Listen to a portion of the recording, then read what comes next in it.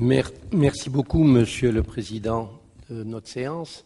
D'abord, je voudrais rendre hommage à cette jeunesse et même les moins jeunes, tunisiennes et tunisiens, qui, pour la première fois, je crois, en Tunisie,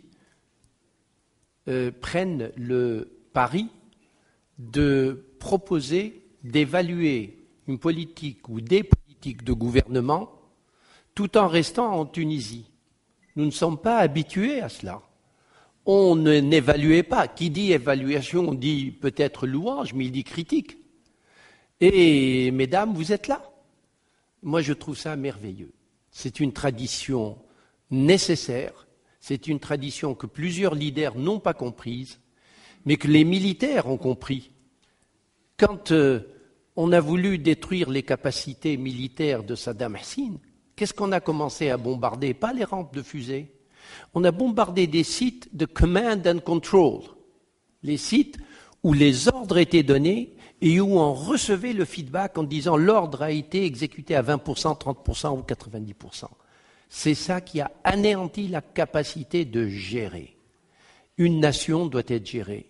Mesdames, messieurs, merci beaucoup d'introduire cette tradition en Tunisie. Et je remercie aussi tous les invités de cette Tunisie qui sont avec nous pour nous faire bénéficier de cette pratique. Je voudrais aussi remercier Siraj parce qu'il a fait une présentation qui est absolument magistrale sur ce que tout citoyen, toute citoyenne, tout responsable qui s'intéresse à la vie de ses enfants, de ses petits-enfants, doit avoir en tête pour pouvoir mesurer l'efficacité d'une politique. Parce que si on ne prend pas l'optique de M. Rajhi, qu'est-ce qu'on va prendre comme optique? On va prendre l'optique strictement égoïste. Combien, moi, vais-je gagner de cette politique? Et je m'en fiche du reste. Ou bien, comme on dit en arabe en Tunisie, et puis ceci, c'est une facture. C'est très important d'avoir des critères de mesure. Et je dirai deux mots sur les différentes méthodes qu'il a proposées, que j'approuve et que j'utilise et je fais utiliser à mes étudiants, malheureusement plus souvent à l'étranger, même dans des pays frères, pour former les dirigeants marocains. Je n'ai pas l'occasion de l'enseigner ici, mais je compte sur mes collègues à l'université de Tunis pour l'utiliser.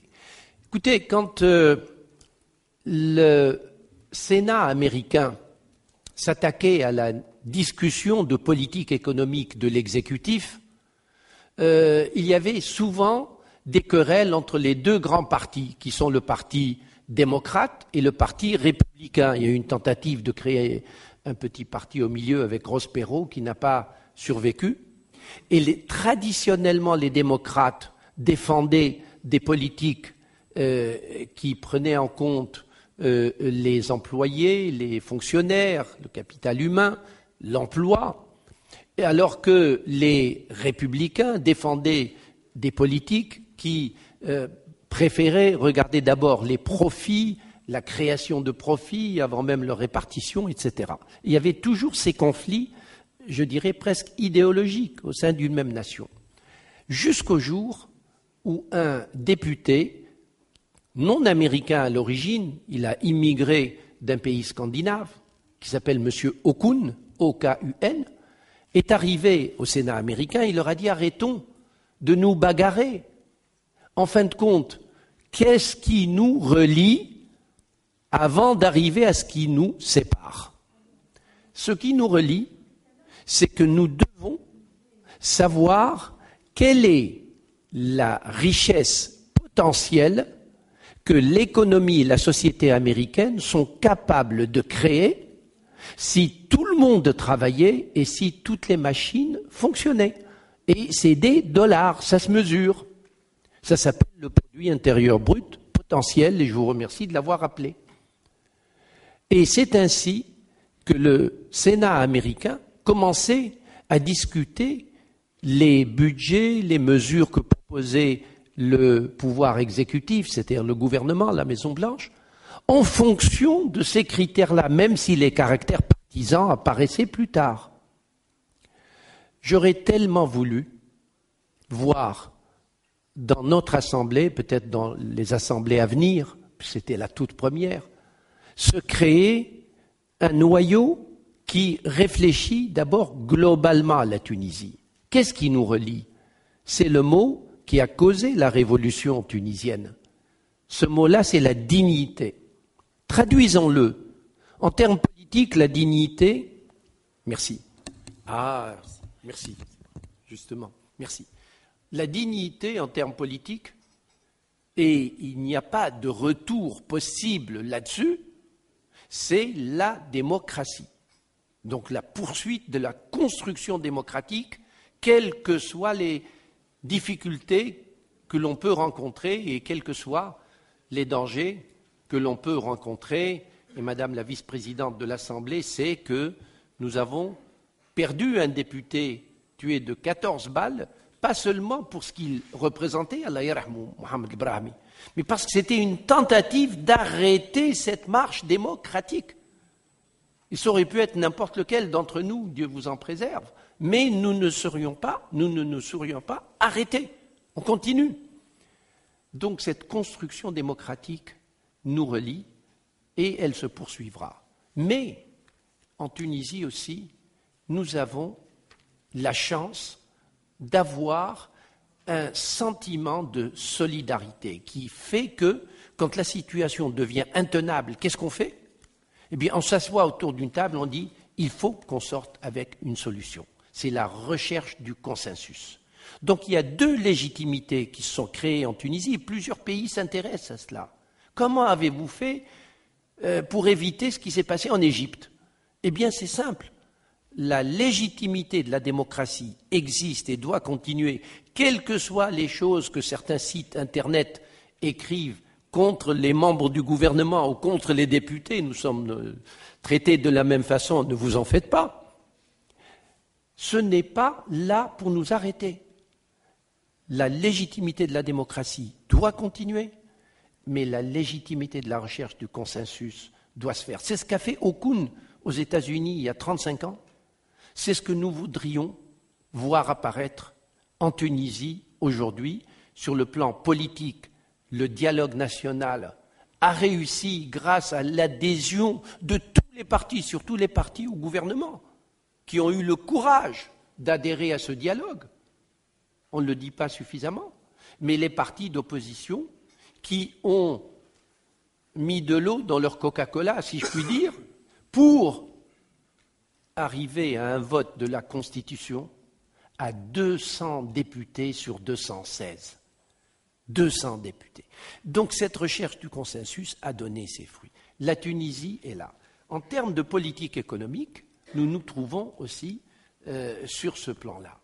Quand je débarquais de l'Université de Californie à Berkeley, où j'ai eu mon doctorat, où j'étais professeur, à HEC à Paris, HEC disait « Nous voulons un cours d'économie, d'entreprise, et d'économie réelle, quantitative et de macroéconomie ». J'avais 5 assistants pour que ce cours soit donné à toute la promotion, en petite classe, et j'avais 2 assistants qui m'ont dit « On ne peut pas enseigner ton cours ». Pourquoi? Monsieur Alain Cotta, qui est un libéral extrême, m'a dit « Économie de l'entreprise, ça ne m'intéresse pas. Je vais passer mon temps à parler de problèmes de personnel, de recrutement, de salaire, de syndicats. Ça ne m'intéresse pas. Moi, je veux voir le profit dans l'entreprise. » Républicain.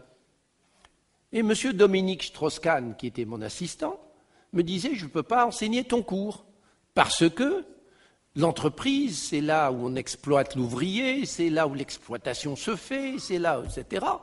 Le profit se fait. Ce n'est pas ma tasse de thé. » Je les ai réunis. Je dis, vous admettez que dans l'entreprise, l'emploi va se réaliser. Et puis, les profits en même temps. Nous avons eu un accord de Okun et les deux ont enseigné le même cours.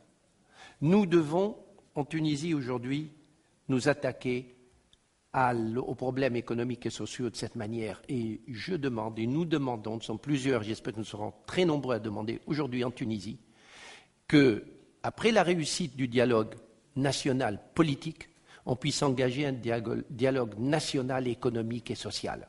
Parce que si nous séparer politiquement n'était pas énorme. On l'a constaté, malgré nos divergences, malgré le fait que certains soient des ex-marxistes devenus keynésiens et d'autres soient des libéraux extrêmes, il n'y avait pas de problème d'écart politique énorme. Mais l'écart économique et social dans nos têtes est énorme. Et ce sont les contraintes dont a parlé M. Rajhi tout à l'heure. Il faut qu'on mette ça sur la table. Parce qu'à la fin de la journée, il faut qu'on sorte avec une vision de la Tunisie pour les 5 à 10 prochaines années. Il n'y a pas de raison pour que la Malaisie, il y a 20 ans, ait sorti Malaysia 2020, la vision 2020, qui est un jeu de mots, parce que 2020 en anglais, ça veut dire une excellente vision, mais c'est aussi l'année 2020. Il y a 20 ans, ils l'ont fait. Et que nous ne soyons pas capables de nous asseoir autour d'une table pour dire comment faire pour que notre produit intérieur brut potentiel, en milliards de dinars, en milliards de dollars, ne soit pas dilapidé. Aujourd'hui, le FMI nous envoie tous les ans, et nous calculons aussi d'ailleurs à Bachamba, nous calculons ce que nous ratons tous les ans. Et nous le savons, ce sont des milliards. On le rate, ça va dans la poche de qui? Ça va dans la poche de personne en Tunisie. Ce n'est pas seulement le FESED dont on a parlé. Non, ça c'est le fait que si on ne produit pas suffisamment, s'il n'y a pas la croissance voulue, si tout le monde ne travaillait pas, si toutes les machines ne travaillaient pas, c'est dilapidé. Et qui va le gagner? Eh bien, ce sont nos concurrents. C'est l'entreprise sur un autre continent qui va faire travailler ces gens, qui va avoir cette fortune. Et la dignité politique ne serait pas traduite en dignité économique qui est quoi? L'emploi, mais l'emploi vrai, et le revenu digne. Or, ces deux mots sont liés à un seul mot en économie, c'est la croissance économique.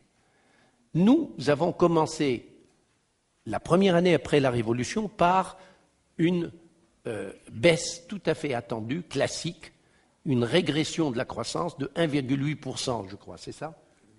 1,9%, autour de 2%, moins 2% du produit intérieur brut réel.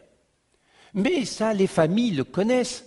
Quand notre fille ou quand notre garçon ont le bac et ils veulent faire des études coûteuses parce qu'ils n'ont la compétence, nous allons nous endetter, nous allons serrer notre ceinture. Notre revenu familial va baisser, mais il va baisser comme tout investisseur voit le revenu baisser pour qu'après l'obtention du diplôme, cette baisse-là soit compensée par une remontée du revenu de la famille. Ça s'appelle la courbe en J chez les financiers et chez les économistes. Nous sommes entrés dans une courbe en J et le redressement de la courbe en J maintenant est devenu absolument obligatoire. Premier critère que nous prenons en compte, c'est quand le redressement peut-il être considéré. Alors, il y a des indicateurs de type structurel. Il faut que la structure de l'économie soit bonne. Et il y a des critères conjoncturels. Je ne vais pas revenir sur les caractères conjoncturels. Je crois que Rajhi a bien expliqué tous les éléments de Go and Stop, hérités du keynésianisme. Mais je rappelle quand même que Keynes, avant de mourir, a demandé à tout le monde, s'il vous plaît, n'utilisez pas ce que je recommande en termes de dépenses de l'État pour stimuler la croissance économique, surtout si ces dépenses de l'État proviennent aussi de l'endettement, si la croissance est suffisante dans une économie. Ne continue pas à stimuler quand tout marche bien. Stimulez seulement quand ça ne marche pas. Mais quand ça marche, arrêtez de stimuler parce que la dette, et ça c'est le tort dans lequel sont tombés les pays occidentaux riches, qui sont, je le répète, je n'ai pas peur de le dire, candidats à l'appauvrissement. Les pays les plus riches du monde, avec le cancer de la dette actuellement, sont candidats à l'appauvrissement. Aujourd'hui, nous ne voulons pas commencer notre démarche vers la croissance par un risque de maladie telle que celle-là. Deuxièmement, je voulais aussi dire que ce modèle doit tenir compte, vous avez cité Kaldor, je vous en remercie, et il faut aussi qu'on ait des ratios pour évaluer tout de suite l'effet de certaines politiques. Par exemple, le multiplicateur budgétaire. Le jeune épicier du coin, il sait que quand il va mettre 100 dinars ou 1000 dinars dans quelque chose, il espère ramener 110 ou 120 ou bien 1200 ou 1500 dinars. Le multiplicateur budgétaire va comparer ce que l'État va injecter dans l'économie sous forme de dépenses budgétaires, dépenses d'investissement ou dépenses de fonctionnement, comparé à quoi? À la croissance, à la richesse supplémentaire créée, le delta Y sur le delta G. Eh bien, ce multiplicateur budgétaire, j'ai souvent attiré l'attention de mes collègues à l'Assemblée sur le fait de le monitorer pour que l'appareil exécutif soumis à toutes les difficultés ne le perde pas de vue. Il faut aussi rappeler une règle importante. La dette, pourquoi faire? S'endetter pour ne faire que de la redistribution dans une économie fermée, ça aurait pu être bien, relancé par la croissance. C'est ce qui se passait en France du temps de M. Krasuki, de la CGT, etc. Aujourd'hui, ça ne marche plus. Parce que si la France relance par la consommation, ce sont les chaussures italiennes et les robes italiennes qui vont être demandées, non pas les chaussures françaises. Donc, comme vous l'avez très bien dit, la balance de paiement, c'est-à-dire la balance commerciale, va souffrir par un déficit budgétaire qui stimule la consommation dans notre pays. C'est l'Italie qui va en bénéficier. Donc, il faut qu'il y ait des critères simples, et nous en avons à l'Assemblée nationale constituante, à la Commission, je rappelle, on dit finance pour raccourcir. المالية والتخطيط والتنمية.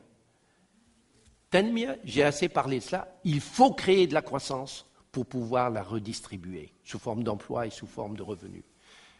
Mais tartit est un mot important.